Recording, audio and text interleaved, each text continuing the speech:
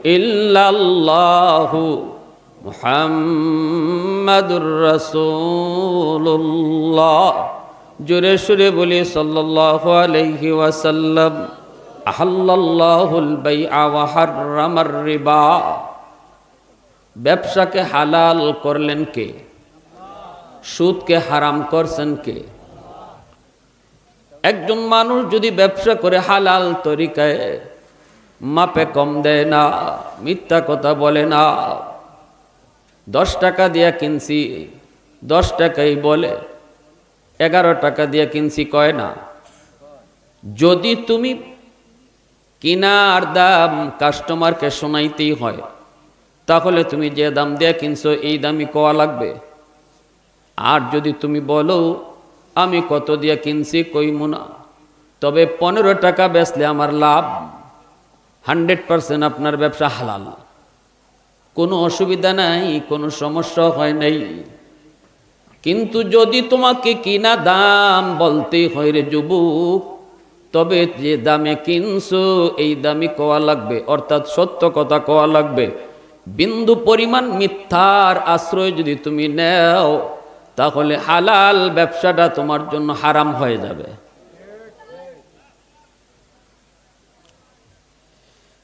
এজন্যই মনে রাখবেন, ব্যবসা করা বহুত বড় সুন্নত। আমার আপনার নবী নিজেও ব্যবসা করেছেন, শাম সিরিয়ার ব্যবসায়ী ছিলেন।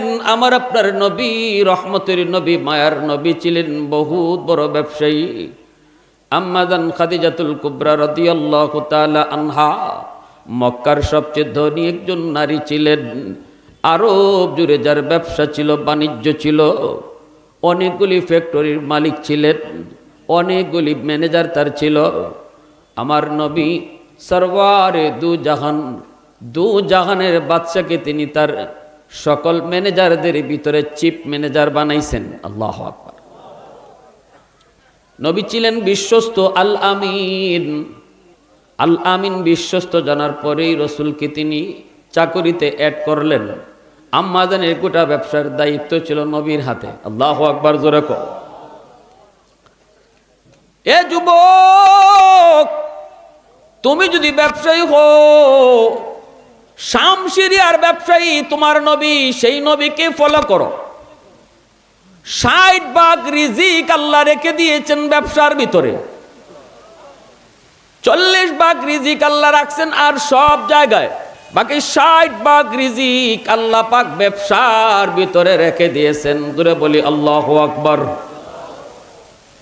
কোন একজন মানুষ যদি সুদের ব্যবসায় না যায়, হালাল পন্থায় সে ব্যবসা করে, সুদে টাকা না আনে, ব্যাংক থেকে লোন না আনে, ব্যাংকের লোন আইনা যদি তুমি ব্যবসা শুরু করো, গোড়ায় তুমি শুরুতেই তো গন্ডগোল লাগাই দিছো, ঠিক না নি? দেখেন আবার ব্যবসায়ী নাকি হুজুর আবার কি ওয়াজ শুরু করলো। হ্যাঁ, এগুলো আমাদের শোনা দরকার আসেনি না নাই কি ভাই? আপনি ব্যবসা শুরুই করলেন, ব্যাংক থেকে লোন আইনা, আপনাকে মাসের মাস ওই ব্যাংকের টাকার সুদ দেওয়ান লাগতেছে, হারাম পন্থায় আপনি ব্যবসাটা শুরু করে দিলেন। কেমন করে এই ব্যবসায় বরকত হবে?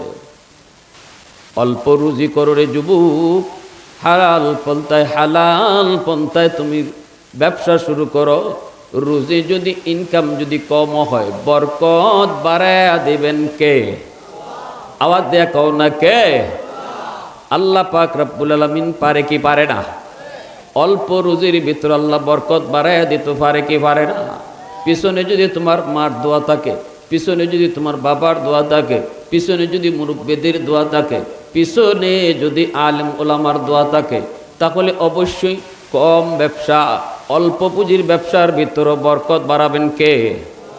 মার সাথে গন্ডগোল লাগায় যদি ব্যবসা দাও, বরকত কোনোদিন মিলবে না। বাবার কলিজায় আঘাত দিয়া যদি ব্যবসা শুরু করো, বরকত কোনোদিন ব্যবসায় পাইবা। হাকিমুল উম্মত মুজাদ্দিদে মিল্লাত মাওলানা আশরাফ আলী থানভী রাহমাতুল্লাহি আলাইহি লিখেন, কোন সন্তান যদি মা বাবার দোয়া নিয়ে চলে, আল্লাহ পাক এক নাম্বার দুনিয়ার ভিতরে তারে যেই ফায়দার পুরস্কার এটা দান করেন সেটা হলো তার রুজির মধ্যে আল্লাহ বরকত বাড়ায় দেয়। এজন্যই তো মূসা নবী একদিন বলতেছিলেন, মালিক ও মালিক, জান্নাতে আমার বন্ধু কে হবে একটু বলবানি? আল্লাহ পাক তখন বলেন, মূসা তুমি যদি জান্নাতে তোমার বন্ধু দুনিয়াতেই দেখতে চাও তাহলে অমুক বাজারে যাও, যায় দেখবা ছোট একটা ব্যবসায়ী কি করে কয় গরুর গোশত বেচে, সে হলো কসাই। ওই বাজারের ছোট্ট এই কসাইটাই জান্নাতে তোমার বন্ধু হবে। মূসা নবী জানতে চান মালিক কোন আমলের কারণে? আল্লাহ বলেন, আমল আমি বলবো না, তুমি নিজে যায় তার আমলটা বের করো। মূসা নবী অনেক বড় পয়গম্বর, আল্লাহর সাথে জমিনে বৈশা তিনি কথা বলেছেন 4000 বার। কয় হাজার বার? মূসা নবী এত বড় পয়গম্বর, আল্লাহর সাথে কথা বলছেন 4000 বার। কিন্তু সেই মূসা নবী একদিন আল্লাহকে জিজ্ঞেস করেন, মালিক ও মালিক, আমি তো তোমার সাথে কথা বলি, তুকাল্লিমু মাই হাল তুকাল্লিমু আহাদান গায়রি, আমি সারা আর কেউ কি তোমার সাথে কথা বলবি?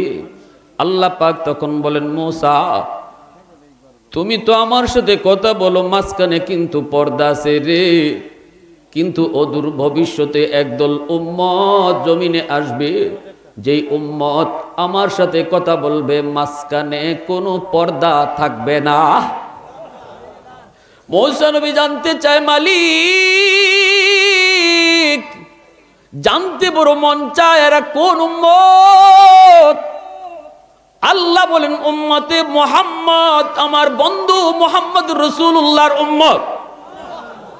মূসা নবী কয়, মালিক আমি তো তোমার সাথে কথা বলতে হলে তুর পাহাড়ে আসতে হয়, ওই উম্মত কোন পাহাড়ে যায়া তোমার সাথে কথা বলবে গো? আল্লাহ পাক তখন বলে, মূসা ওরা কোনো পাহাড় পর্বতে আসতে হবে না, যখনই নামাজে দাঁড়াবে তখনই আমার সাথে কথা শুরু হবে। এজন্যই রসুল বলেছেন, মুসল্লি উনাজি রব্বা, নামাজি আল্লাহর সাথে নামাজে কথা বলে, যখনই সে কয় আলহামদু সমস্ত প্রশংসা, তখনই আল্লাহ নিজের পরিচয় না দিয়া নামাজিকে জিজ্ঞেস করেন, লিমানিল হামদ, কার প্রশংসা তুমি করো? নামাজি তখন আল্লাহকে চিনে না, আল্লাহর পরিচয় সে জানে না, কথা কে বলতেছে এটাও সে জানে না, বলতেছে লিল্লাহ, আমি আমার আল্লাহর প্রশংসা করি। আল্লাহ পাক তখনও তার পরিচয় না দিয়া কয়, মানিল্লাহ, কে তোমার আল্লাহ? নামাজে কয় রব্বিল আলামিন, যিনি রব্বুল আলামিন। আল্লাহ তখনও আবার কয়, মানির রব, কে তোমার রব? নামাজে কয় আর রহমানির রহিম, যিনি রহমান যিনি রহিম। আল্লাহ আবারও কয়, মানির রহমান মানির রহিম, কে রহমান কে রহিম। তখন নামাজে কয় মালিক ইয়াউমিদ্দিন, যিনি কিয়ামত দিবসের মালিক। তখনই আল্লাহ পাক নিজের পরিচয়টা দিয়ে দেয়। এতক্ষণ পর্যন্ত আল্লাহ নিজের পরিচয় নামাজিরে দেয় না। যখন কয় মালিক ইয়াউমিদ্দিন, তখন আল্লাহ নিজের পরিচয় দিয়া কয়, বান্দারে এতক্ষণ পর্যন্ত তুমি যার সাথে কথা বলতেছ, আমি তোমার আল্লাহ, আমি তোমার রব। প্রশংসা করব কার? একটু মালিকের নামটা জোরে কও না, কার? ওয়াহদতি কি হিফাজত নেহি বেকুওতে বাজু, ওয়াহদতি কি হিফাজত নেহি বেকুওতে বাজু, आती नहीं कुछ कामी हक ले खुदा दाद, आती नहीं कुछ कामी हक ले खुदा दाद। ऐ मर्द खुदा तुझको कुव्वत नहीं हासिल, जा बैठ किसी गार में अल्लाह को कर याद। ये सच है कि बातिल की तरफदार नहीं हम, गद्दार न समझो हम गद्दार नहीं हम। फूलों की तरह नरम मिजाज अपना है नजर, हम तीर नहीं नेज़ा व तलवार नहीं हम तेरी नहीं नेजा व तलवार नहीं हम মুসলমানের আওয়াজে কও আল্লাহু আকবার। এইবার আল্লাহ পাক তখনই তার পরিচয় দেওয়া মাত্রই নামাজি বলতেছে, মালিক তুমি আমার আল্লাহ। আল্লাহ কহ আমি তোমার আল্লাহ। আমি এতক্ষণ পর্যন্ত তোমাকে পরিচয় দেই নাই, শুধুমাত্র নিজের গোপন রেখে কথা বলেছি। তখনই নামাজি খুশি হয়ে কয়, মালিক তাহলে শোনো কি কয়, ইয়াকা না'বুদু ওয়া ইয়াকা নাস্তাঈন, আমি একমাত্র তোমারই ইবাদত করি, তোমারই কাছে সাহায্য চাই। আল্লাহ পাক তখন খুশি হয়ে বলতেছে, নামাজি বল কি চাও বলো, তুমি যা চাইবা আমি আল্লাহ তোমাকে তাই দিব। নামাজি কিন্তু তখন কয়, না মালিক আমাকে আসিম বাজার 10টা দোকানের মালিক বানায় দাও, কয় না আমাকে ঢাকা শহরে একটা বাড়ির মালিক বানাও, কয় না আমারে 5টা গাড়ির মালিক বানাও, একথাও কয় না আমারে 5টা সন্তান দাও। সবচেয়ে বড় চাওয়াটা যেটা, সেই চাওয়াটাই আল্লাহর কাছে চায়। আল্লাহ কয় কি চাও তুমি কও। নামাজি নামাজের ভিতরে কয়, ইহদিনাস সিরাতাল মুস্তাকিম, আল্লাহ তুমি আমাকে জান্নাতে যাওয়ার রাস্তাটা দেখায়া দাও। সবচেয়ে বড় চাওয়া হলো জান্নাতের পথ চিনা। আমার আপনার নবী যেই পথ দিয়ে হাঁটছেন, নবীজি যেই পথ দিয়ে হাঁটছেন সেই পথটাই হলো জান্নাতের পথ, ঠিক কিনা জোরে কও। সেই পথটাই হলো জান্নাতের পথ, সেই পথটাই হলো জান্নাতের পথ। রসুলের পিছনে পিছনে হাঁটো, আমার নবীর পিছনে পিছনে তুমি হাঁটো। আল্লাহ পাক রব্বুল আলামিন কয়, ও বান্দা জান্নাতের পথ কোনটা জানোনি, কোনটা জানোনি? তুমি তো চাইছো ইহদিনাস সিরাতাল মুস্তাকিম সিরাতাল্লাযীনা আনআমতা আলাইহিম, ওই কথার ভিতরে আমি আল্লাহ জানায় দিছি যারা জান্নাতের পথ ধরে হাঁটছে তুমি তাদের পিছনে পিছনে হাঁটো, জান্নাতের পথ তুমি পেয়ে যাবা। জান্নাতের পথ ধরে হাঁটছে আমার রসুল, জান্নাতের পথ ধরে হাঁটছে সাহাবায়ে কেরাম, জান্নাতের পথ ধরে হাঁটছে তাবিন, জান্নাতের পথ ধরে হাঁটছে তাবে তাবিন, জান্নাতের পথ ধরে হাঁটছে ওলি আল্লাহগণ, জান্নাতের পথ ধরে হাঁটছে উলামায়ে কেরামগণ। ওদের পিছনে পিছনে তুমিও হাঁটো, জান্নাতের পথ তুমি পেয়ে যাবা। বেলাল হাবশী রসুলের পথ ধরে হাঁটছেন, দামি হয়ে গেছেন। আবু জাহেল রসুলের পিছনে হাঁটে নাই, ধ্বংস হয়ে গেছে, ঠিক কিনা জোরে কর। আবু লাহাব রসুলের পিছনে হাঁটে না, এজন্য এত দামি এত সম্মানী হওয়ার পরও আবু জাহেলের নামে কেউ বাড়ি বানায় না, আবু জাহেলের নামে সন্তানের নামও রাখে না, আবু লাহাবের নামে নিজের সন্তানের নামও রাখে না। আবু জাহেল এত বড় নেতা, এত বড় নেতা, অথচ কোনো দাম নাই। আবু লাহাব এত সুন্দর, চেহারাটা ছিল আগুনের চেয়েও বেশি সুন্দর, এজন্যই তার নাম হয়েছে আবু লাহাব। এত সুন্দর হওয়ার পরেও তার কোনো সুন্দরের দাম নাই। কিন্তু বেলালের চেহারা ছিল কালো, বেলালের চেহারা ছিল কালো, বংশ তার ভালো ছিল না, গোলাম বংশের সেই বেলাল হয়ে গেলেন অনেক দামি। রসুলের পিছনে পিছনে হাঁটার কারণে আজকে বেলালের নামে খানায় কাবা, হেরেম শরীফে দরজার নাম বাবে বেলাল, মক্কাতুল মুকাররমায় মসজিদের নাম মসজিদে বেলাল। আজকে বেলালের নামে রাস্তার নাম তরিকে বেলাল। মক্কা মদিনায় শুধু বেলাল আর বেলাল, বেলালের স্মৃতি নিয়া। কেন এত দামি? কারণ বেলাল রসুলের পথ অনুসরণ করেছেন, আল্লাহ তারে দামি বানিয়ে দিছেন। কেমন দামি হয়েছেন? উমাইয়া যখন বেলালে হাবশীকে মারধর করে, মক্কার উশৃঙ্খল ছেলেরা যখন বেলালকে এমন মারা মারে, রক্ত বের হয়ে পড়তেছে, চামড়াগুলি খসে খসে পড়ে গেল, গোশতগুলি যেন শরীর থেকে ঝরে পড়ে। উত্তপ্ত মরুভূমির বালুতে বেলালের মতো আল্লাহ প্রেমিক রসুল প্রেমিককে যখন শোয়া দেওয়া হয়, বুকের মধ্যে বিশাল বড় পাথর চাপা দিয়া রাখা হয়। আবু বকর সিদ্দিক পাশ দিয়া যায়, দেখে বেলাল জান বের হয়ে যায়, কথা মুখ দিয়ে বের হয় না, কিন্তু জিহ্বা দিয়া আহাদ আহাদ আহাদ আমার আল্লাহর নাম উচ্চারণ হয়। উমাইয়া পাশে গিয়া জিব্বাটা বের কইরা জিব্বার মধ্যে পেরেক মাইরা দে। উমাইয়া ডাক দিয়ে কই বেলাল এত নির্যাতন করলাম, এরপর তোর মুখ দিয়ে বুঝি আল্লাহর নাম বের হয়, এই জিব্বা আমি রাখবো না। জিব্বার মধ্যে পেরেক মাইরা দিল। ভাইরা বন্ধুরা, হযরত আবু বকর সিদ্দিক কানে কানে যায় বলতেছে, বেলাল রে, জান বাঁচানোর জন্য মিশা কথাও কোয়া যায় যাচ্ছে রে বেলাল, এদেরকে বুঝ দেলাও, এদের দেবদেবীর নাম মুখ দিয়ে একবার বলে ফেলো, অন্তরে তো আল্লাহর নাম তোমার আছেই, এতটুকু কইয়া তাদেরকে বুঝ দেলাও, অসুবিধা নেই, এটা বৈধ, এটা যায়। বেলাল চুকির পানি জোরে জোরে কান্দে আর বলতেছে, আবু বকর, আমি চাইলেও আমার আল্লাহর নাম ছাড়া অন্য কোনো নাম আমার জিহ্বা দিয়ে বের হয় না। মানুষের দিলের ভিতরে যখন আল্লাহ বসে যায়, জিহ্বা দিয়া তখন আর কিছু বের হয় না। হাফিজ হুজুর রহমতুল্লাহি আলাইহি বাথরুমের ভিতরে ঢুকলেন। খাদেম বলতেছে, হুজুর বাথরুম থেকে বের হয়ে আসার পর আপনার মুখ দিয়া রক্ত বের হইতেছে, হুজুর আপনি কি বাথরুমের ভিতরে পড়ে গেছেন? তখনই হুজুর বলতেছেন, আরে বাজান, আমি তো বাথরুমের ভিতরে পড়ি নেই। কই তাহলে মুখ দিয়ে রক্ত কেন বের হচ্ছে? মুহাম্মদুল্লাহ হাফিজি হুজুর রহমতুল্লাহি আলাইহি জিহ্বার এই রক্তটা হাতের মধ্যে নিয়ে দেখেন ঠিকই। মুহাম্মদুল্লাহ হাফিজি বলতেছেন, বাবা বাথরুমের ভিতরে ঢুকলাম,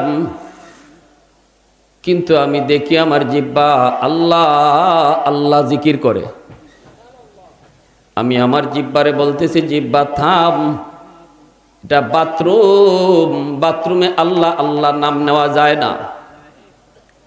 কিন্তু আমার জিহ্বা তো কথা মানে না, কারণ আমার এই জিহ্বা তো ঘুমায় থাকলেও আল্লাহ আল্লাহ জিকির করে, খাইতে বসলেও তো আমার জিহ্বায় আল্লাহ আল্লাহ জিকির করে। কথা বলি কিন্তু জিহ্বা দিয়ে আল্লাহ আল্লাহ জিকির।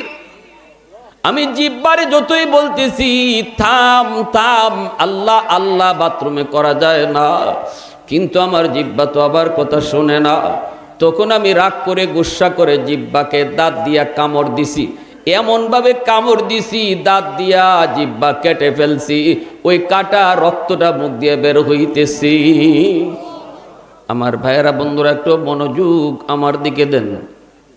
হযরত বেলাল হাবশী রাদিয়াল্লাহু তাআলা আনহু আবু বকর সিদ্দিক যায় বলতেছেন, বেলাল এদেরকে মন খুশি করার জন্য একবার শুধু মুখ দিয়া লাত উজ্জা দেবদেবীর নাম বলে ফেলো।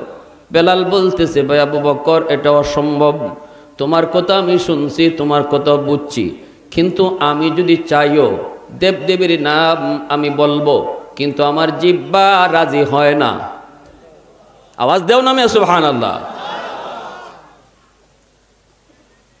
বেলাল হাবশীর এই কথা শোনার পর আবু বকর সিদ্দিক চোখের পানি জরে জরে নবীজির দরবারে হাজির হয়ে কান্দার কয়, নবী গো, আপনার বেলালকে মক্কার কাফিররা মেরে ফেলবি, উমাইয়া আর উশৃঙ্খল যুবকগুলি মেরে ফেলবি।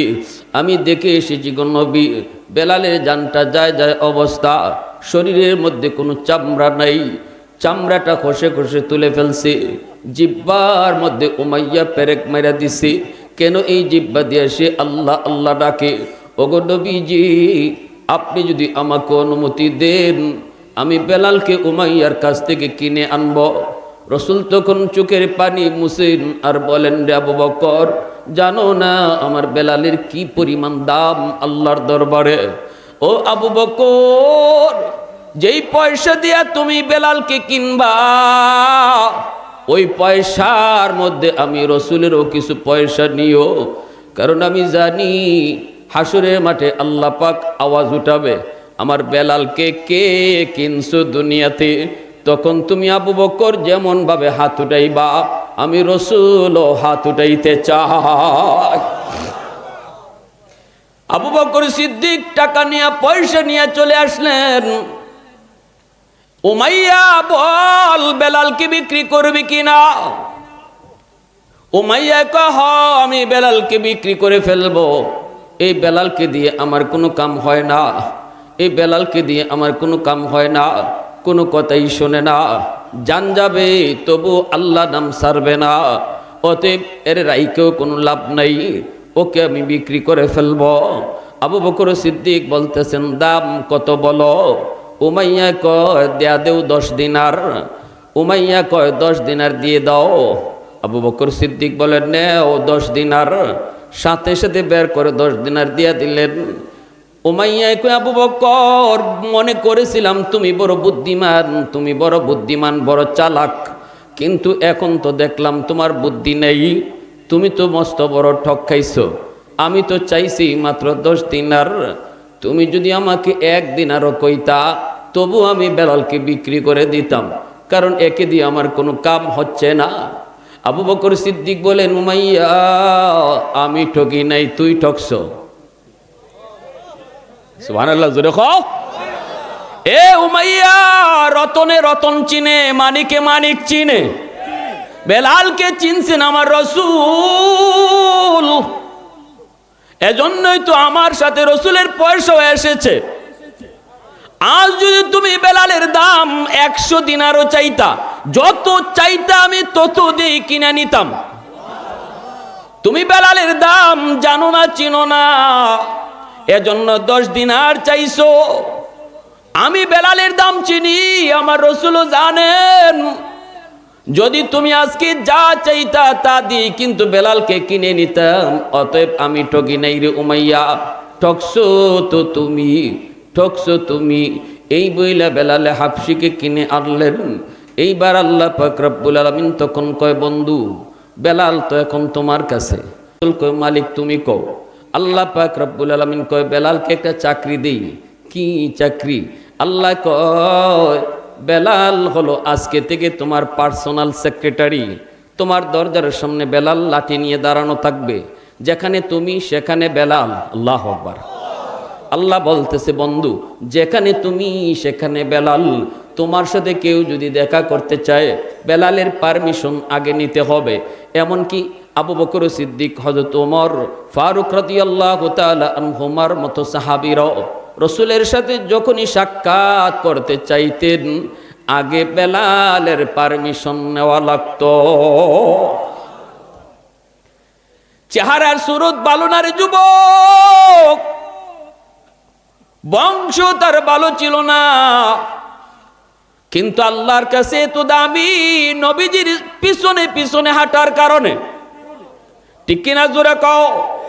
পিছনে পিছনে হাঁটার কারণে মদিনায় গেলেন। আল্লাহ বলতেছে বন্ধু যেই মসজিদের ইমাম তুমি, সেই মসজিদের মুয়াজ্জিন হলো বেলাল। যেখানে তুমি করবে ইমামতি সেখানে আজান দিবে বেলাল। মদিনার মসজিদের মুয়াজ্জিন হযরত বেলাল হাবশী রাদিয়াল্লাহু তাআলা আনহু। ভাইরা বন্ধুরা বলতেছিলাম ইবাদত কারে কয়, বন্দেগী কারে কয়? নিজের খুশি মতো চলার নাম বন্দেগী নয়। রাসূলের পিছনে পিছনে হাঁটলে পরে সব কাজ ইবাদত হয়ে যায়। আমার রাসূল তিনিও ব্যবসা করেছেন, রাসূলের পিছনে পিছনে হাইটা আমিও যদি ব্যবসা করি ব্যবসা আমার ইবাদত হবে। রাসূল দুনিয়াদারি করছেন, বিয়া শাদী করছেন, নবীর নমুনায় যদি বিয়া শাদী করি হয়ে যাবে ইবাদত।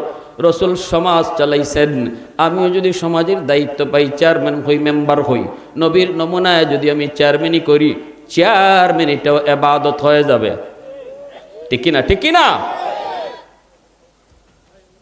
খাওয়ার তরিকাটা যদি নবীর নমুনা হয়, ঘুমের তরিকা যদি রাসূলের নমুনা হয়, খাওয়াটাও আমার ঘুমের ভিতরে ইবাদতের ভিতরে শামিল হবে, ঘুমটাও আমার ইবাদতের ভিতরে শামিল হয়ে যাবে। ভাইরা বন্ধুরা জন্য বলতেছিলাম বেলাল রাসূলের পিছনে পিছনে হাইটা দামি হয়েছেন। মদিনার মসজিদের মুয়াজ্জিন, মদিনার মসজিদের ইমাম রাসূল, মুয়াজ্জিন হলেন বেলাল হাবশী। আল্লাহ নবী রহমতের নবী, তিনি ইমামতি করেন। সাহাবায়ে কেরাম বলতেছে নবী গো, ওগো নবীজি বেলালের আযানটা বেশি শুদ্ধ হয় না। বেলাল আশহাদু আন্না কইতে পারে না, সিন উচ্চারণ করে। আশহাদু কইতে না পাইরা কয় আসহাদু। ওগো নবীজি বেলাল তো শুদ্ধ করে আযান দিতে পারে না। কেন বেলাল সিন উচ্চারণ করতে পারতেন না? কারণ বেলালের জিহ্বার মধ্যে যে উমাইয়া পেরাক মারছিল, এর কারণে বেলালের জিহ্বা দিয়ে শিন উচ্চারণ আইতো না। আল্লাহ রসুল কই সাহাবীরা কও কি করা যায় পরামর্শ দাও। সাহাবায়ে কেরাম বলতেছে নবী গো মুয়াজ্জিন পাল্টাইলান, ভালো একজন মুয়াজ্জিন রাখেন যার আজান শুদ্ধ হবে, আশহাদু বলতে পারবে। আল্লাহ রসুল বলেন ঠিক আছে, তোমরা যখন পরামর্শ দিয়েছো তাই হবে।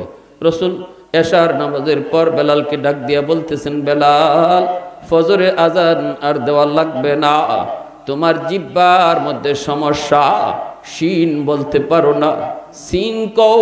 এজন্য সাহাবায়ে কেরাম পরামর্শ দিয়েছি রে বেলাল ফজর থেকে অন্য মুয়াজ্জিনে আজান দিব।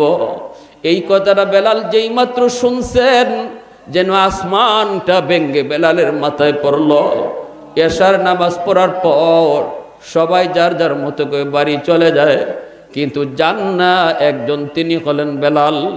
মসজিদে নববীর কোনায় বসে বসে আল্লাহর কাছে কান্দে, আল্লাহর কাছে কান্দে আর কই মালিক তোমার হাবিব আমার চাকরি নট করে দিছে, আমি তোমার আদালতে আপিল করছি, আল্লাহ নিম্ন আদালতে আমার বিরুদ্ধে রায়, আমি হাইকোর্টে আপিল করেছি। আল্লাহু আকবার, জোরে কও, আর একটু জোরে কও না আল্লাহু আকবার। ও মালিক আমি তো আজান শুদ্ধভাবে দিতে পারি না, আমার জিহ্বার সমস্যা, এটা আমার কারণে নয়, এই জিহ্বা দিয়ে আল্লাহ আল্লাহ নাম কওয়ার কারণে আমার জিহ্বায় আঘাত পাইছে, আমার জিহ্বা আক্রান্ত হয়েছে তুমি মাওলার নাম নেওয়ার কারণে।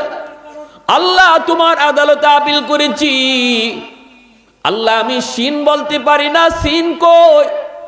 ও মালিক তোমার আদালতে আমার আপিল হলো, হয় তুমি আজান বদলায় দাও, নয় তুমি আমার জিহ্বা ঠিক করে দাও, তুমি আমার জিহ্বা ঠিক করে দাও, আর নতুবা আমি যেইভাবে উচ্চারণ করি আজান এইভাবে পাল্টায়া দাও। কত বড় দাবি আল্লাহর আদালতে বেলালের। আল্লাহ পাক রব্বুল আলামিন যেন এই কথাই বেলালকে জানায়া দিলেন, বেলাল তোমার জিহ্বাও ঠিক হবে না, আজানও বদলিবে না। কিয়ামতের ময়দানে আমি আল্লাহ যখন মানুষের কাছ থেকে জানতে চাইব আমার জন্য কি আনছো, শুহাদায়ে কেরামের কাছ থেকে জানব।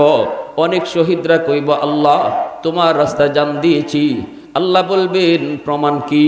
তখন শহীদরা তাদের রক্তের জামা, রক্ত মাখা জামা আমি আল্লাহর কাছে হাজিরা দিব, পেশ করব। ও বেলাল সেদিন তুমি আমার কাছে কি পেশ করবা? আমি আল্লাহ তোমার ওই কাটা জিহ্বাটা দেখতে চাই।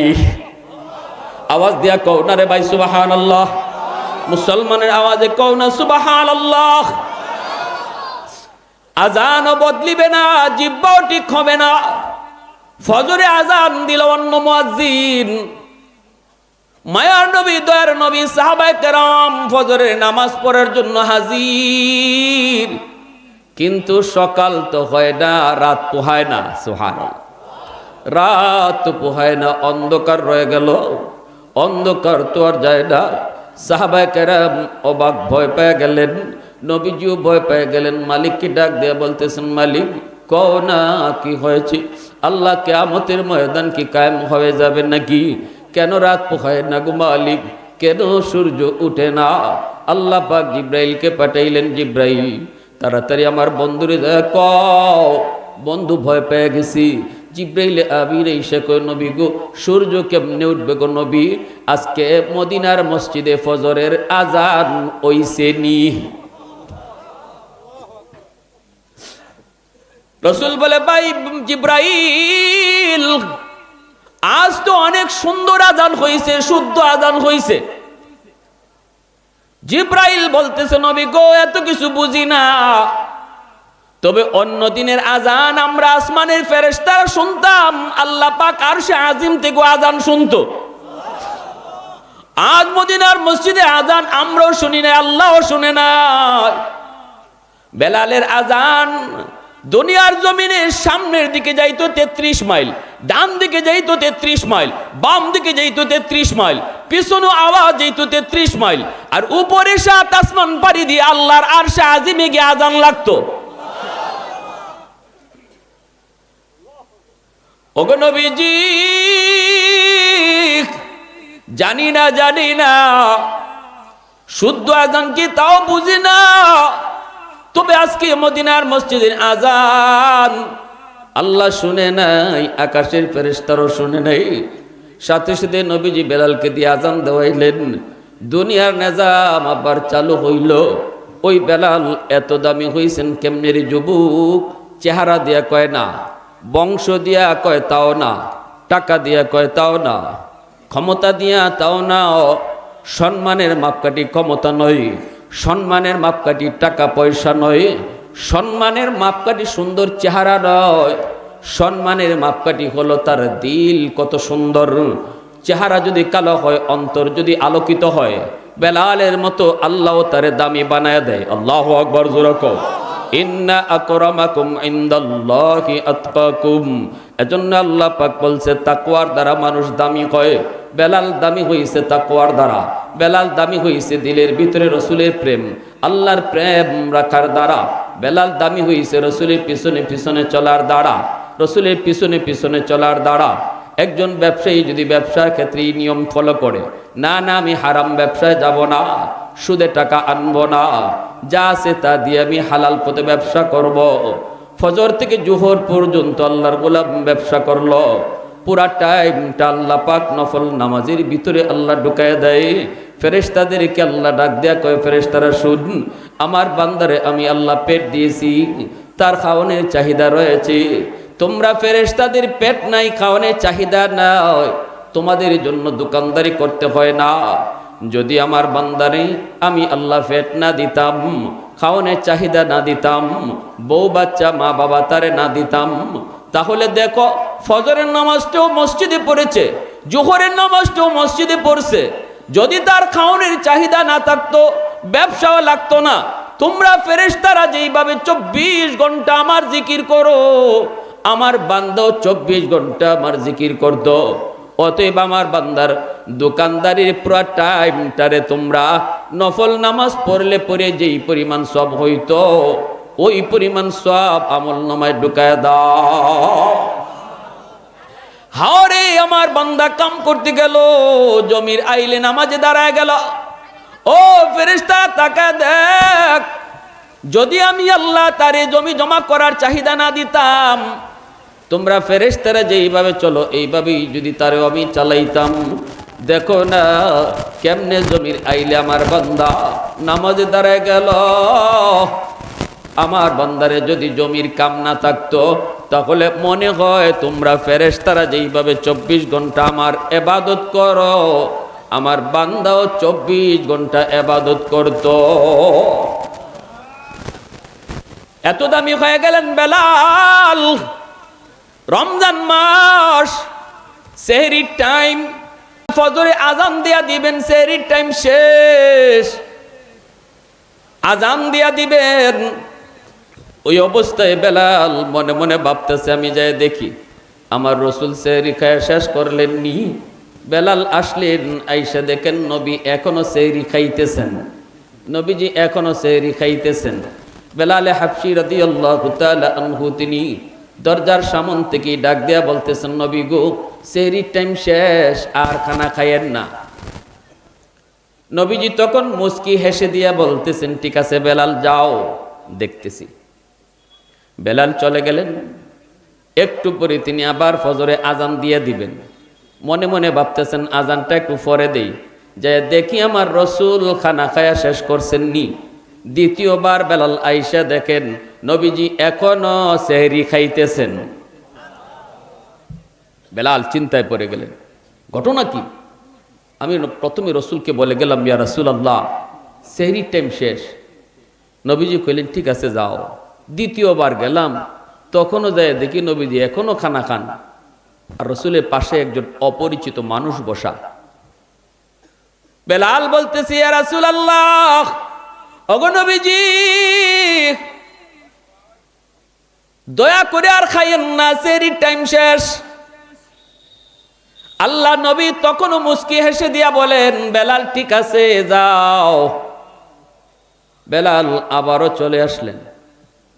আইসা তিনি দেখতেছেন এখন একবারে ফিট দেয়ালো লাগিয়ে গেছে, আর মনে হয় সেহরির টাইম ওভার চলছে, আজান দিয়া লাইবেন, মনে মনে ভাবতেছেন না আচ্ছা শেষ মেজে দেখি রসুল কি করেন। আইসা দেখেন এখনো আমার আপনার নবী খানা খাইতেছেন। এইবার হযরত বেলাল কি করবেন কিছুই বুঝে পান না, অবাক আশ্চর্য হলেন। দরজার সামন থেকে বলতেছেন, ইয়া রাসূলুল্লাহ, খোদার কসম, ওগো নবীজি খোদার কসম, সেহরির টাইম শেষ, আর খানা খাইয়েন না। তিনবার সময় কসম খাইছেন। আল্লাহ রসুল বলেন, হায় হায়, আমার বেলাল কসম খেয়ে ফেলছে, তাড়াতাড়ি খানা বন্ধ করো, তাড়াতাড়ি খানা বন্ধ। রসুল মুখে যা ছিল ফালাই দিছেন, পানিটা পর্যন্ত রসুল আর খান নাই। সাথে সাথে খানাটা গুছায় নবীজি মদিনার মসজিদে চলে আসলেন। ফজরের নামাজ পড়ানোর পর আল্লাহর নবী মিম্বরে বসছেন। ভাইরি একটু মন দিয়ে কথাগুলো শোনো, মানুষ কেমনে দামি হয় রে যুবক। চিনলা না রসুল, চিনলা না, কোন নবীর রং ধরলে পরে আল্লাহ তোমারে দামি বানায়, কোন নবীর নমুনায় হাঁটলে পরে আল্লাহর কাছে দামি হওয়া যায়, কিছুই তুমি জানলা না। অথচ তোমার মতো যুবক নবীর রঙে রঙিন হয়ে চললে পরে তুমি যুবকের সেজদার উসিলায় আল্লাহ জমিন টিকায় রাখে। আল্লাহ পাক রব্বুল আলামিন কই জানুন, একখান হাদিস কইলে মাঝখান দিয়া ফাঁকে দিয়া ওই কথাটা মনে রাখেন। অসুবিধা দিতেছে আপনাদের? মনোযোগ কার কার আছে একটু হাত তুলে আল্লাহরে দেখান। আল্লাহ তুমি কবুল করো, সবাই বলি আমিন, আরো জোরে বলি আমিন। আল্লাহ পাক রব্বুল আলামিন বলে, আলা কুল্লা ইয়াউমিন ওয়াল আরদা ইস্তাজিলু রাব্বাহু ওয়াল মালাইকাতু ইস্তাজিলু রাব্বাহু ওয়াল বাহরা ইস্তাজিলু রাব্বাহু। হাদিসে কুদসি বলতেছি, আল্লাহর নিজের ভাষা। আল্লাহ বলেন, জানোনি প্রতিদিন আমি আল্লাহর কাছে জমিন আবদার করে, জমিন আবদার করে প্রতিদিন, একদিন না, প্রতিদিন জমিনে কয় আল্লাহ অনুমতি দাও, নাফরমানকে আমি জমিন গিলে ফেলবো, বেনামাজিকে আমি জমিন গিলে ফেলবো, সুদকুরকে আমি জমিন গিলে ফেলবো, ঘুষকুরকে আমি জমিন গিলে ফেলবো, মদকুর গাঞ্জাকুরকে আমি জমিন গিলে ফেলবো। আল্লাহ পাক রব্বুল আলামিন কয় কেন? জমিন কয় আর কতদিন আমি বেনামাজির পায়ের বোঝা নিমু, সুদকুরের পায়ের আওয়াজ আর কত নিমু, সুদকুরের পায়ের আওয়াজ কত শুনমু। আল্লাহ ওই ঘুষখোর, জিনাখোর, ইয়াবাখোর, গাঞ্জাখোরকে আমি কতদিন আর জমিনে চলতে দিমু? আমি জমিন আর কতকাল তার পায়ের বোঝা নিমু। আবতালিউ ইবনা আদম ফি কারি আসবিরু ইলা মাতা আসবিরু। ধৈর্য ধরবো তো আমি জমিন আর কতদিন ধৈর্য ধরমু, কতদিন আর ধৈর্য ধরমু। জমিন যদি আল্লাহর অনুমতি চায়, মুহূর্তের ভিতরে জমিন কেমনে কাঁপায় দেয়। গত শুক্রবারে কিছু টের পাইছে বাংলার মানুষ, ঠিক না নি? 1-2 মিনিট যদি থাকতো, কি বুঝেন,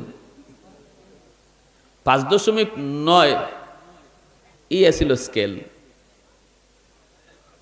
এতটুকু মাত্রার ভূমিকম্প কয়েক সেকেন্ডে বাংলাদেশটারে কাঁপাইয়া গেল। বাবা ছেলেরে থইয়া দৌড় দিছে, ছেলের খবর নাই। ফেসবুকে দেখছেন না? বাবা সন্তান থইয়া দৌড় দিছে, খবর নাই। কিন্তু আলহামদুলিল্লাহ আমরা এও দেখেছি সোশ্যাল মিডিয়ায়, আজকে আমি পত্রিকা খুললেও দেখলাম পুরস্কারও দেওয়া হয়েছে। একজন মাদ্রাসার উস্তাদ, হিফজের উস্তাদ, হাফিজখানার উস্তাদ, ওই ভূমিকম্পের সময় ইনি ছাত্রদেরকে মুরগি যেভাবে বাচ্চাদেরকে নিয়ে আগলায় রাখে, এভাবে বাচ্চাদেরকে আগলায় রাখছে। একজন মাদ্রাসার উস্তাদ, তারে আজকে পুরস্কার দেওয়া হয়েছে রাষ্ট্রীয়ভাবে। সিসি ক্যামেরার ভিতরে এটা ধরা পড়ছে। মুরগি যেভাবে বাচ্চাগুলারে চিলের আক্রমণ থেকে বাঁচায়, এইভাবে সে বাচ্চাগুলার আগলায় রাখছে, মাথার উপরে কুলবালিশ বালিশ বাচ্চাদের মাথার উপরে দিয়ে রাখছে। জমিন আল্লাহ অনুমতি দাও না, আর কত? ঘরে জরিপ করলে বেনামাজির সংখ্যা বেশি, বাজারে জরিপ করলে বেনামাজির সংখ্যা বেশি, সমাজে জরিপ করলেও বেনামাজির সংখ্যাই বেশি। গুনার আওয়াজ, গুনার সয়লাব। আল্লাহ আমি আর কত জমিন বরদাস্ত করব।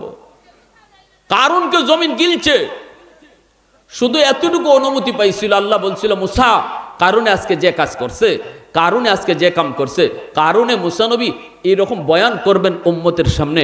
কারুনে ওইটা কয়, নবী গো বয়ান পরে করেন, আগে মহিলা কি কয় শুনেন। মহিলা দাঁড়ায় গেছে, হাজারো উম্মত সামনে এক মহিলা দাঁড়ায় গেছে। কারণে মহিলারে পয়সা খাওয়াই আনছে যে যখনই মুসা নবী দাওয়াত দিব তখনই দাঁড়ায় তুমি কইবা এই লোকের ওয়াজ হইন্য না, হে আমার সাথে জিনা করছে। নাউজুবিল্লাহ, আসতে কোন আল্লাহর নবীর বিরুদ্ধে এরকম কথা কইব আর আল্লাহ চেয়ে চেয়ে দেখব? আল্লাহ সব জায়গায় ধৈর্য ধরে না, আল্লাহ মাঝে মাঝে আল্লাহ ধরেও, নগদ আল্লাহ ধরে, ঠিক কিনা? জোরে বলেন। নগদ আল্লাহ ধরে, ধরার সময় আল্লাহ ঠিকই ধরে। যখনই এই মহিলা খালি এই আওয়াজটা দিয়ে কইব, সাথে সাথে আল্লাহ মহিলার জবান ঘুরাই দিছে। মহিলা ওইটা কয় কি কয় শুনেন, কারণে আমাকে টাকা খাওয়াই আনছে মুসা নবীর বিরুদ্ধে জিনার অপবাদ দেওয়ার লাগি। আসল কথা ফাঁস করে দিছে। মুসা নবী নরম না গরম? খালি গরম না বেশি গরম? সাথে সাথে মুসা নবীর মাথা গরম যে হইছে, এমন রাগ হইছেন, আল্লাহকে বলতেছেন আল্লাহ এত বড় ষড়যন্ত্র আমার বিরুদ্ধে করছে, এই কারণে আল্লাহ বিচারটা তুমি করবাই না আমি করতাম। কি জাত গরম নবী। আল্লাহ কয় বিচারটা তুমিই করো, তবে আমি সাহায্য করব। সাথে সাথে মুসা নবী কয় জমিন ইয়া আরদ খুজি কারুন, হে জমিন তুই কারুনকে ধর। যেই মাত্র মহিলায় আসল কথা কইছে, কারুন দৌড় দিতে চাইছিল, সাথে সাথে জমিনে কামড় দিয়ে ধরছে। তাহলে জমিন যে প্রতিদিন আল্লাহর কাছে আবদার করে, হাদিসে কুদসি প্রমাণ দেখেন, প্রতিদিন আপনাদের এই আসিম বাজারের জমিনটাও প্রতিদিন আল্লাহ আর কত বেনামাজির বুঝানিমু, আর কত বেনামাজির পায়ের আওয়াজ শুনবো, আর কত নাফরমানকে হাঁটার সুযোগ দিমু। আল্লাহ কও না একটু ধরি, আল্লাহ কও না একটু ধরি। এবার প্রত্যেক দিন আল্লাহর কাছে আবদার করে। সাথে সাথে কারুনকে জমিনে ধরছে, ধরা মাত্রই গিলা শুরু করছে। যেই মাত্র নিচের দিকে নিতেছে, হাঁটু পর্যন্ত দেবে গেল, তখনই কারণে বুঝছে আমি তো ধরা খাইলিছি। কারণে কয় নবী গো মাপ চাই। আল্লাহ রসুল মুসা নবী কয় জমিন আরো ভালো করে ধর, তখন কোমর পর্যন্ত গিলতেছে। কারণ আবার কয় নবী গো মাপ চাই, তখনই মুসা নবী কয় জমিন আরো ভালো করে ধর, বুক পর্যন্ত গেছে।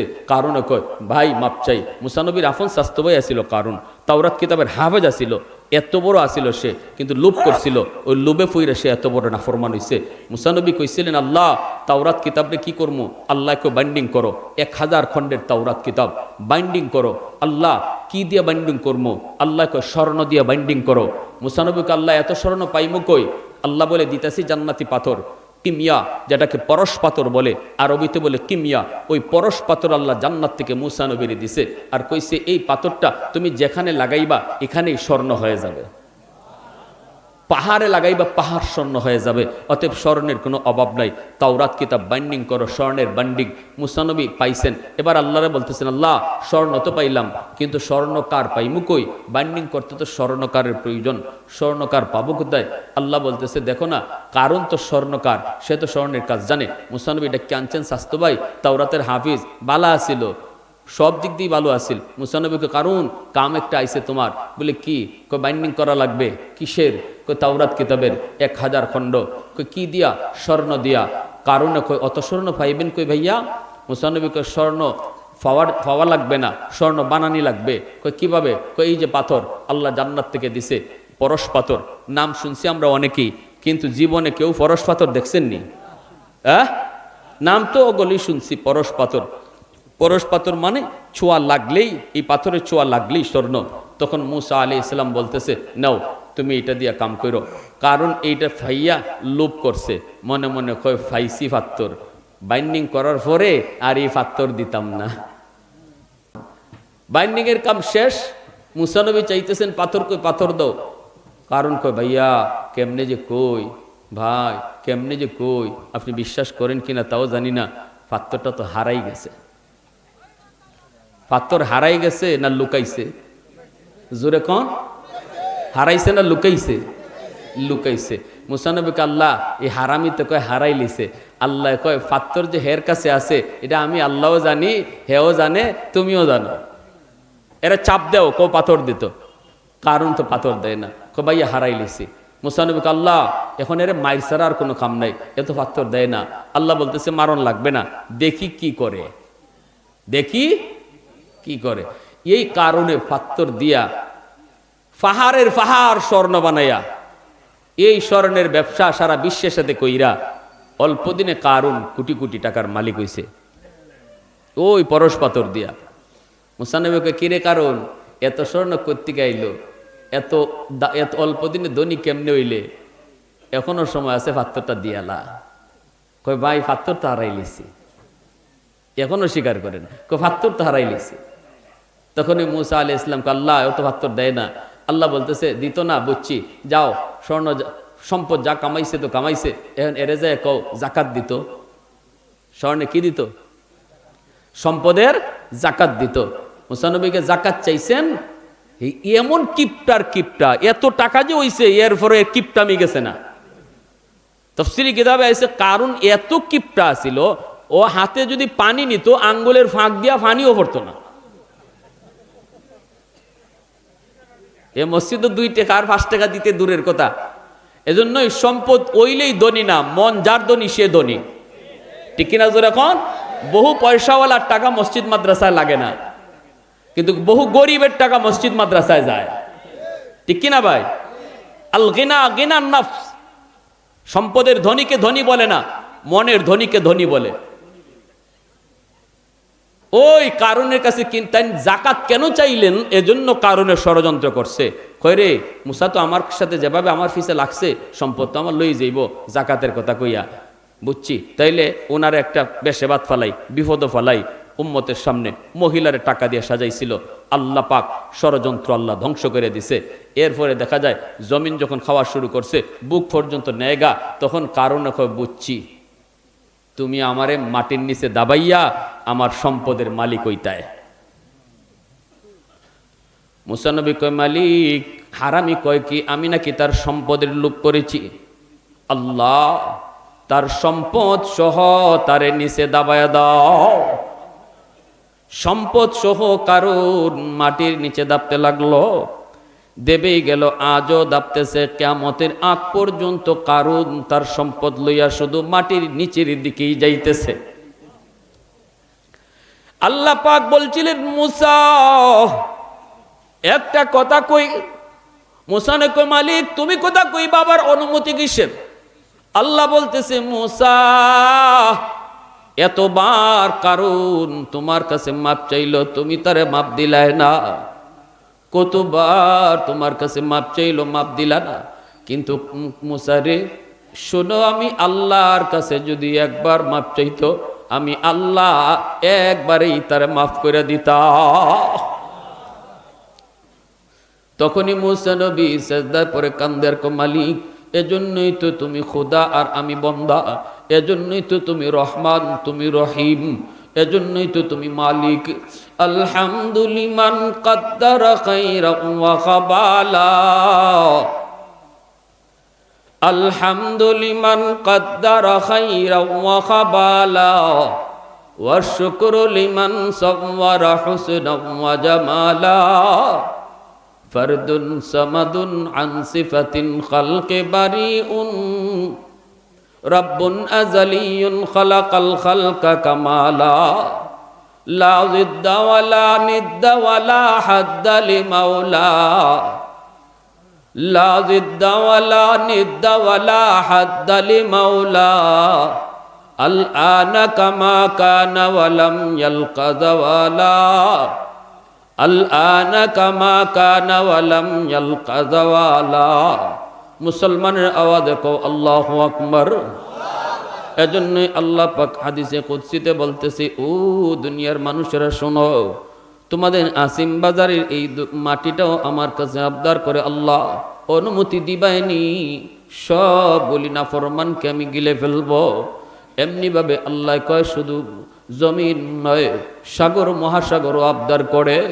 কক্সবাজার সমুদ্র সৈকতের পারে যাইয়া কত যুবক কত যুবতী গান বাজনার আয়োজনে মত্ত হয়, কত যুবক জিনার বাজার গরম করে ফেলে, সাগরের পাড়ে যায় নর্তকীরা নর্তকী করে। এই দিকের সাগরের পানিটা সবগুলি দেখতেছে আর বলতেছে, মালিক অনুমতি দাও, এই নাফরমানগুলাকে আমি পানি দিয়ে ডুবাই ফেলবো, এই জমিনটারে ওরা নাপাক বানায় ফেলছে গো আল্লাহ, একটু অনুমতি দিবাইনি, আমি এদেরকে ডুবায়া জমিনটারে পাক বানায় দেই। বলুন তো দেখি, আল্লাহর অনুমতি যদি পায় তাহলে সাগরের পানি মুহূর্তের ভিতরে ডুবাই তো পারেনি না, পারে না? সিডরের কথা এখনো ভুলে যাই না, এখনো সিডরের কথা ভুলে যাই নাই রে যুবক। আমি ঢাকা শহর থেকে আমরা উলামায়ে কেরাম একটা লঞ্চ বুঝাই করে আমরা গিয়েছিলাম বরিশাল পাথরঘাটা এলাকায়, সুন্দরবনের কাছাকাছি।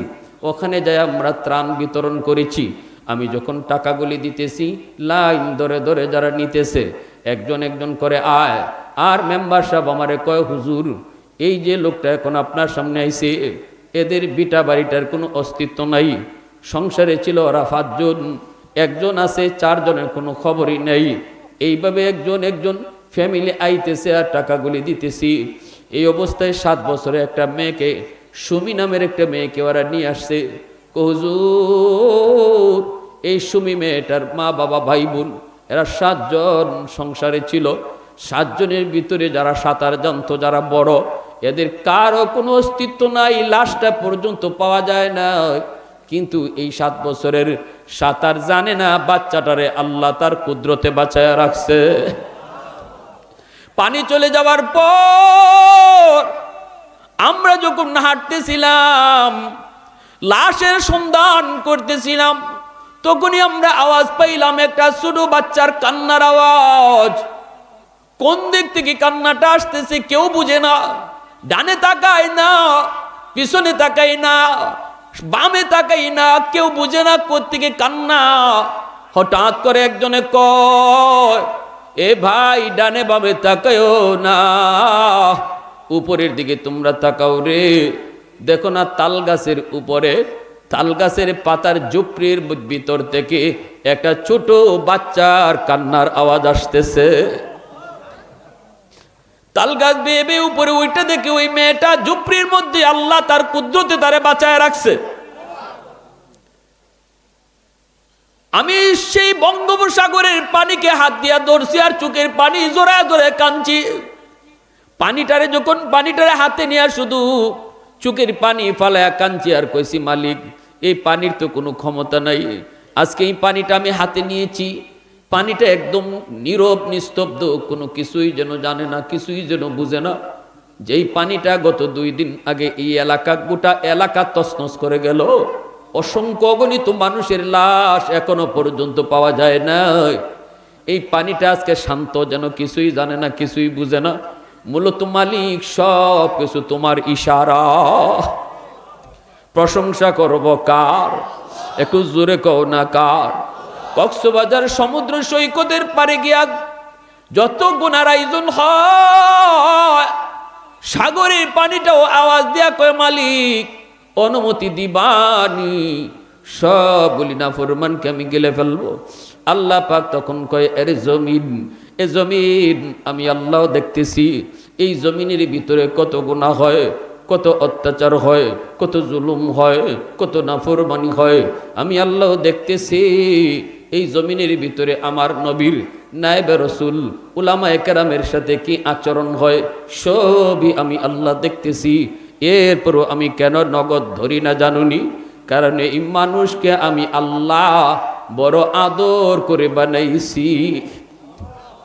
আসমান আল্লাহ বানাইছেন কুন ফায়াকুন বইলা, জমিন আল্লাহ বানাইছেন কুন ফায়াকুন বইলা, ফেরেশতা আল্লাহ বানাইছেন কুন ফায়াকুন বইলা। কিন্তু আমারে আপনারে আল্লাহ পাক কুন ফায়াকুন বলে বানায় না। আমারে আপনারে যখন আল্লাহ বানাইছে, আল্লাহ পাক বলে খালাকতু বিয়াদাইয়া, আমি আমার নিজের হাত দিয়া বান্দা বান্দিরে বানাইছি।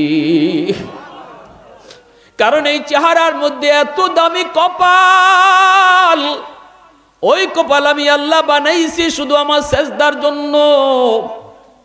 এই কপালটা কুন ফায়াকুন বললে হয় না, এই কপাল ফেরেশতাদের হাতে বানাইলেও হয় না। আমি নিজের হাতে এই কপালটা বানাইছি।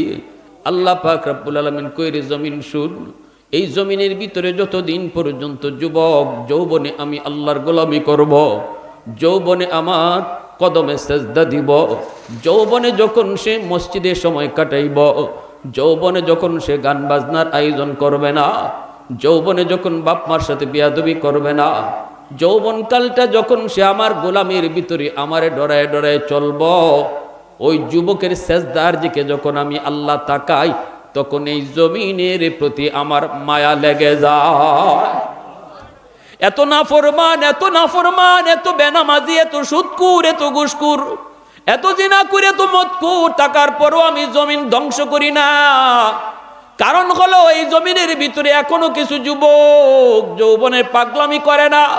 না না, যৌবনে পাগলামি করে না।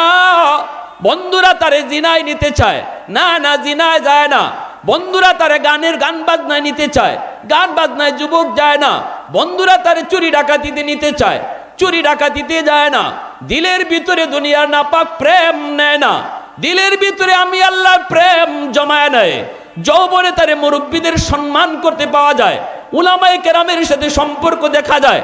ওই যুবকের দিকে যখন আমি আল্লাহ তাকাই, প্রতি আমার মায়া লেগে যায়।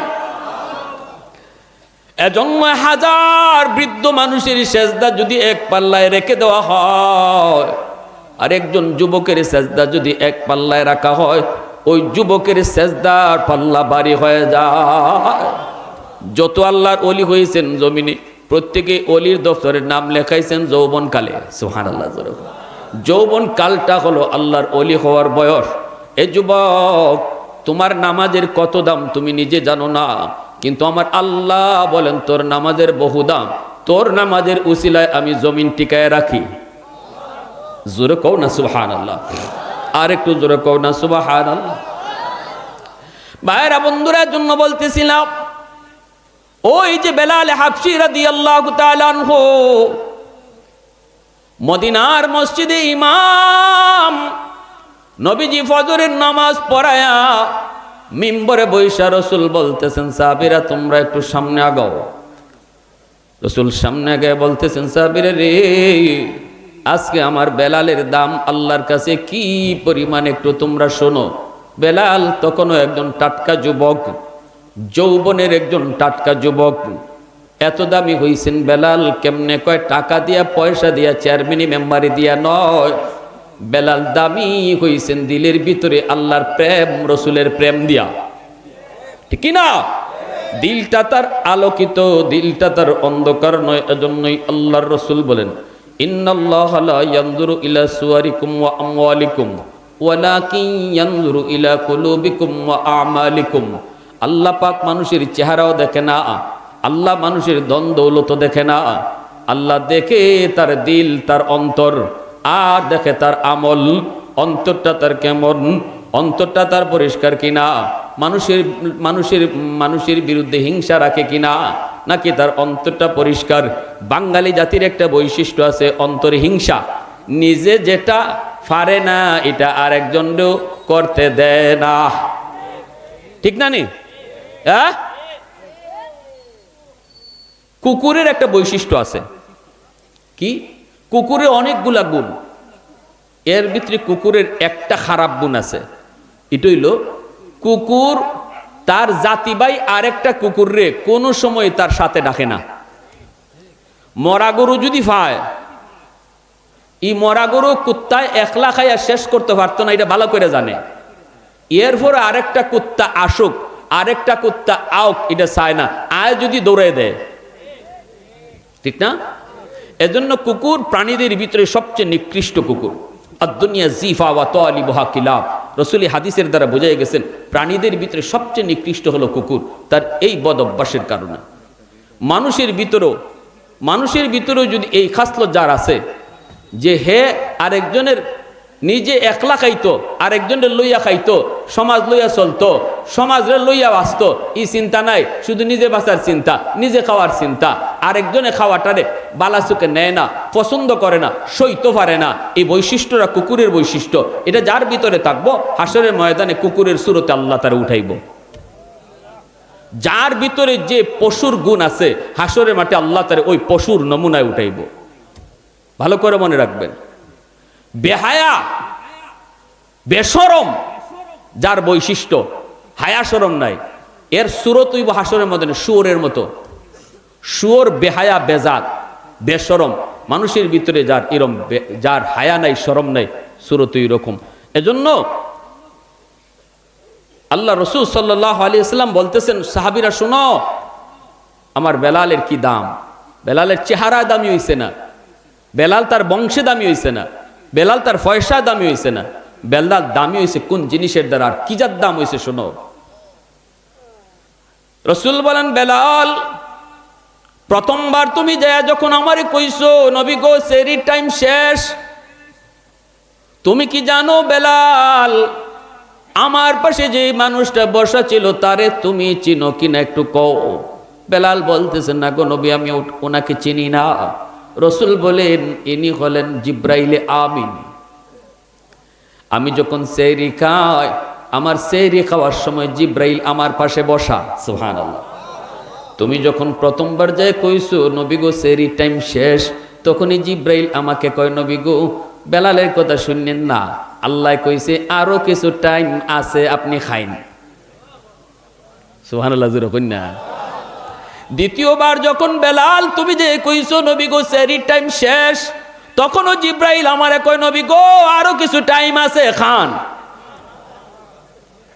তৃতীয়বার তুমি যে যখন কইছো সেহরির টাইম শেষ, তখনও জিব্রাইলে কয় আরো কিছু টাইম আছে গো নবী।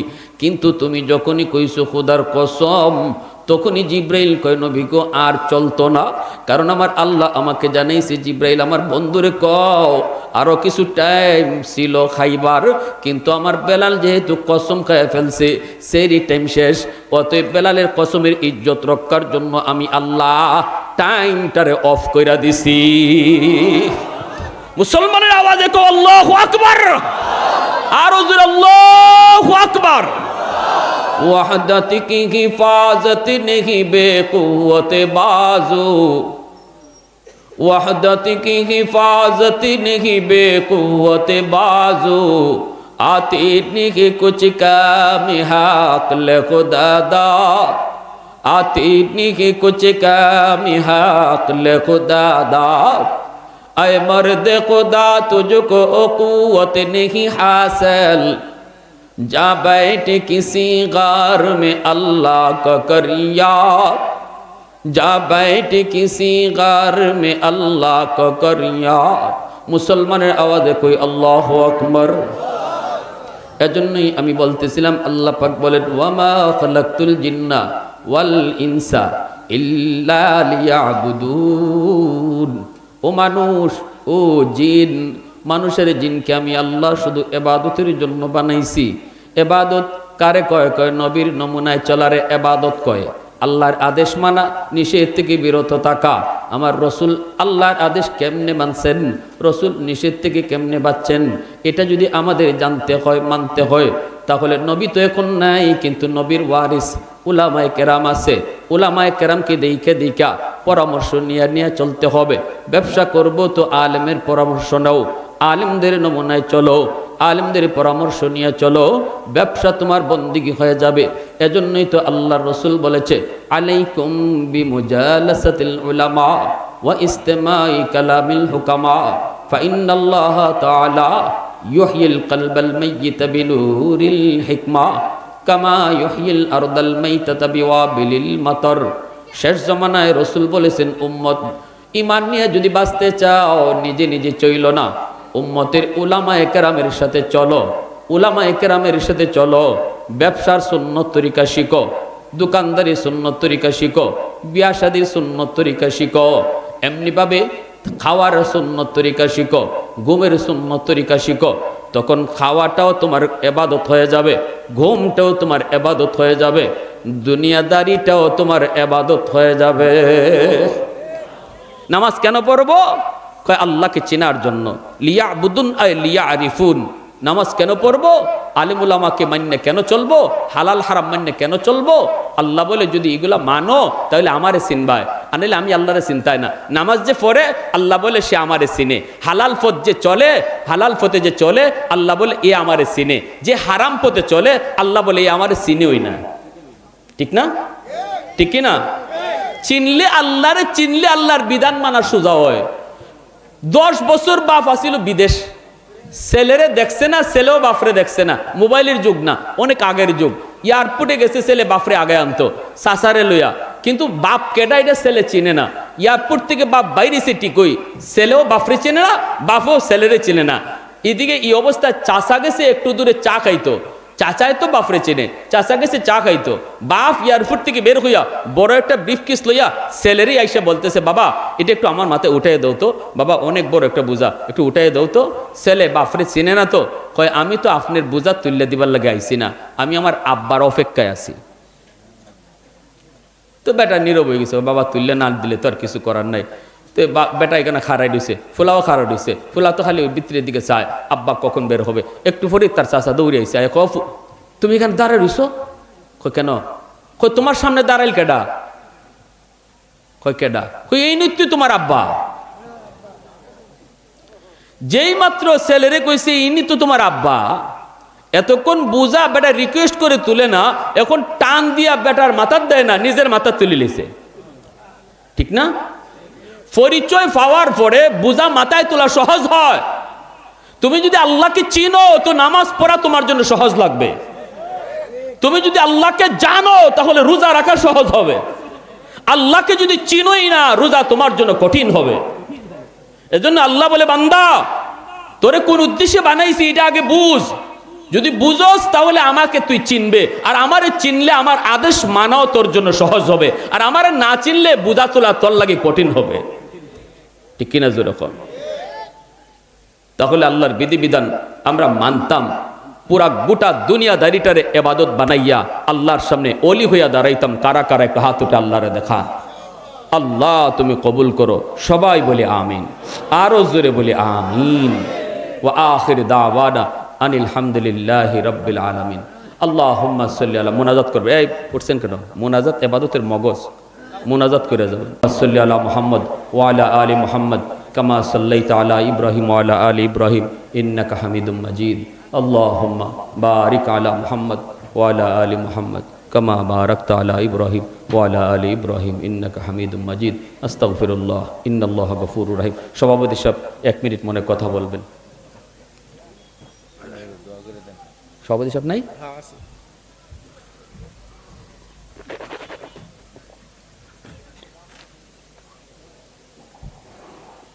হ্যালো, আসসালামু আলাইকুম। আসলে 2 দিন ব্যাপী মহাসম্মেলন আজকে প্রথম দিন, শেষ সময় হুজুর দোয়া করবেন। হুজুর আসলে ভালো ভালো, আজকে আমার সাথে কথা বলে হুজুর আসলে অনেক ভালো। আলহামদুলিল্লাহ বয়ানও অনেক জমছে, সবাই শুনছে। হুজুরের কথা আমার বাজার অনেক ময়মনসিংহে মারা গেছে দোকানদার, এটা দোয়া করবেন। অনেক দোকানদার আছে খুব অসুস্থ, আমার এক ভাই আরো বড় সিনিয়র দোকানদার খুব অসুস্থ, আমি ইন্ডিয়া নিয়ে গেছি, তার জন্য দোয়া করবেন। আর অনেক অসুস্থ দোয়া করবেন। আমার যদি ভুল ভাল হয়ে থাকে আমার ক্ষমা আছে, কারণ আমার মাথা কয়েকজন লোকে এত লোক একটা নিয়ে আর আগামী দিন আবার ইয়ে আছে, সবাই আসবেন এই বলে আমার কথা। আসসালামু আলাইকুম। সবাই সবার জন্য দোয়া করি, মুর্দেগানের জন্য দোয়া করি, ব্যবসায়ী ভাইদের জন্য, তাদের কমিটির জন্য, উপদেষ্টা সবাই শুরু থেকে এই পর্যন্ত এই মাহফিলে যারা মেহনত করছে, শ্রম দিছে, যারা কবরে চলে গেছে, আল্লাহ যেন তাদের সবাইকে মাফ করে। আলহামদুলিল্লাহ, আলহামদুলিল্লাহিল্লাযী হাদানা লিহাযা ওয়া মা কুন্না লিনাহতাদিয়া লাউলা আন হাদানাল্লাহ।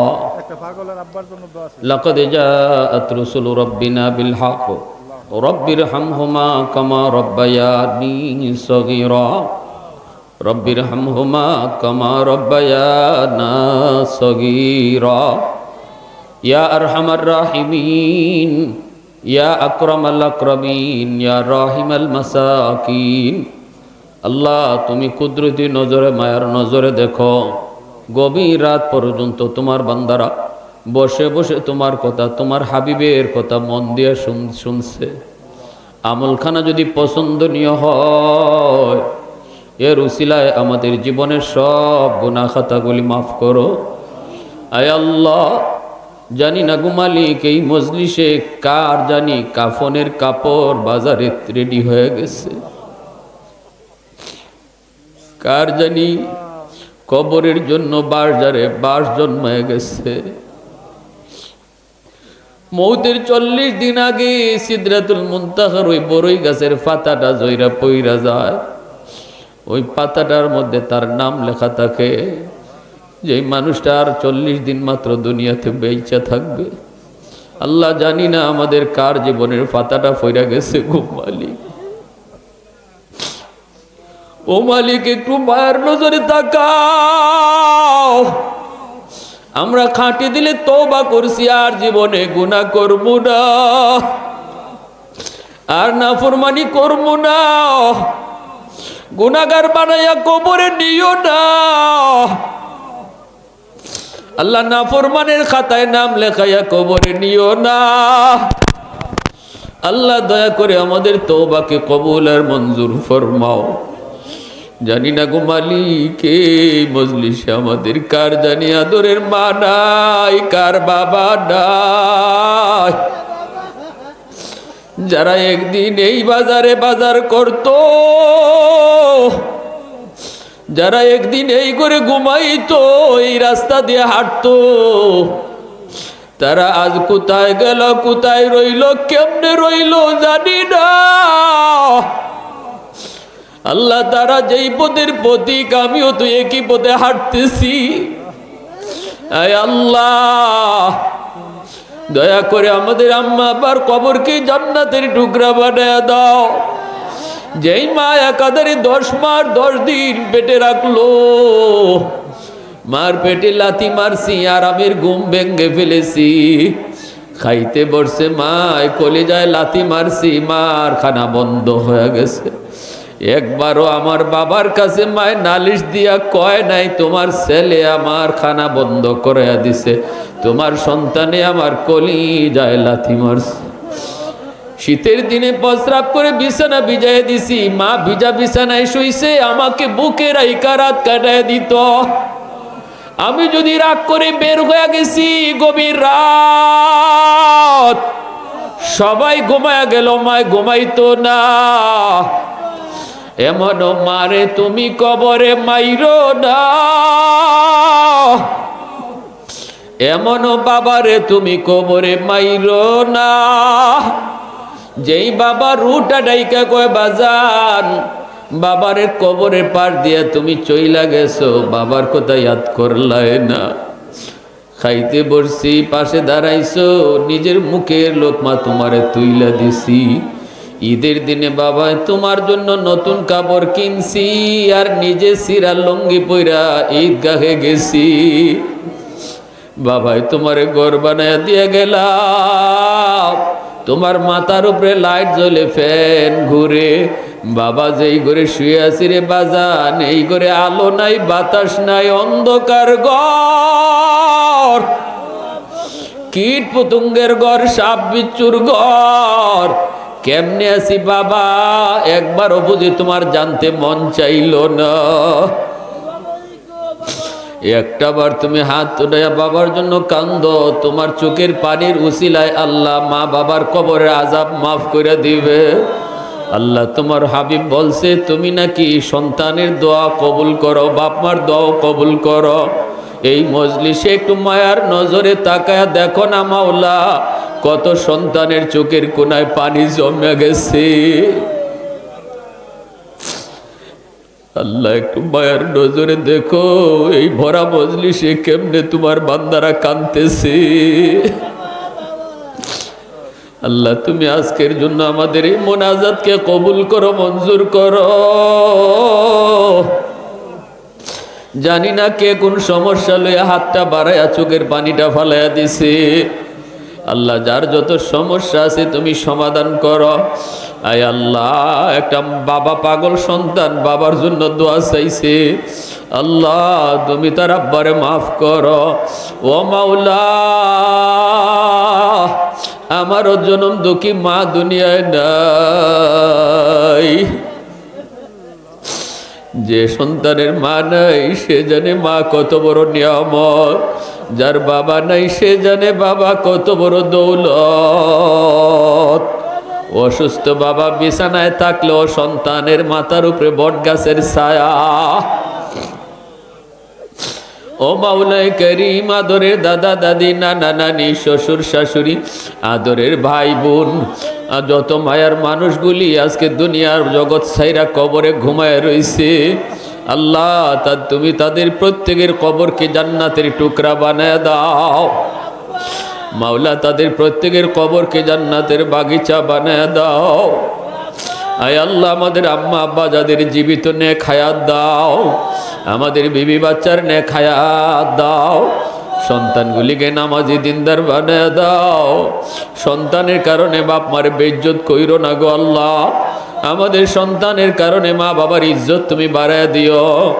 আলেম বানাও, হাফেজে কোরআন বানাও। এই বাজারের সকল ব্যবসায়ীদেরকে আল্লাহ তুমি ব্যবসা হালাল তরিকায় করার তৌফিক দাও। নবী রাসূলগণের সাথে তাদের হাসর নসর করা দাও। আদর্শ ব্যবসায়ী হিসাবে কবুল করে নাও। এই পুরা গোটা বাজারকে আদর্শ বাজার বানিয়ে দাও। আয় আল্লাহ, এই মাহফিল কানা তারা যে প্রতি বৎসর চালু রাখতেছে, আল্লাহ এই মাহফিলের ওসিলায় তাদের সকল মুর্দে গান রে মাফ করো। আল্লাহ, শুরু থেকে এই পর্যন্ত যতজন জড়িত অনেকেই কবরে চলে গেছে, আল্লাহ দয়া করে তাদেরকে মাফ করো। কিয়ামত পর্যন্ত এই মাহফিলকে তুমি দায়াম কায়েম রাখো। মা বোনদেরকে মাফ করো। প্রতিটা যুবককে তুমি মসজিদমুখী বানিয়ে দাও। আল্লাহ, আমার যুবক ভাইদেরকে তুমি মসজিদমুখী বানাও। এখানে ব্যবসায়ী ভাইদের অনেকেরই মাহফিলের কারণে ব্যবসায় ক্ষতি হয়েছে, আল্লাহ তোমার কুদরতি হাতে তুমি পুষায়া দাও। আল্লাহ, কুদরতি হাতে তুমি তাদের এই ক্ষতিটা পুষায়া দাও। মাওলা, অসুস্থ যারা সুস্থ করো, পেরেশানিতে যারা দূর করো, হাসপাতালের বেডে নিজের ঘরে যারা শুয়া শুয়া বিছনায় পড়ে তোমার কাছে কাঁদতেছে, আল্লাহ তুমি সুস্থতার নিয়ামত দিও। আমাদেরকে যাবতীয় অসুস্থতা থেকে হেফাজত কইরো। রাস্তাঘাটে আফত বিপদ অ্যাক্সিডেন্ট থেকে আল্লাহ কুদরতি হাতে বাঁচাইও। সাল্লাল্লাহু তাআলা আলা খাইরি খালকিহি মুহাম্মদ ওয়া আলা আলিহি ওয়া আসহাবিহি আজমাইন। আমিন বিরহমাতিকা ইয়া আরহামার রাহিমিন।